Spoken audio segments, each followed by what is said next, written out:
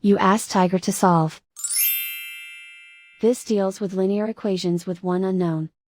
The final result is z equals 36. Let's solve it step by step. Swap sides. Group all constants on the right side of the equation. Subtract 23 from both sides. Group like terms. Simplify the arithmetic.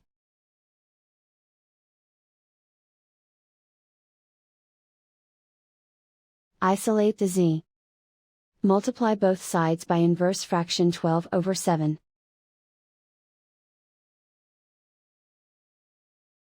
Group like terms.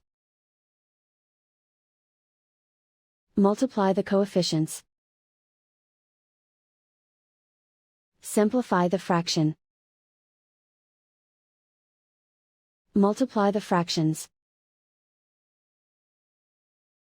Simplify the arithmetic. And so the final result is z equals 36.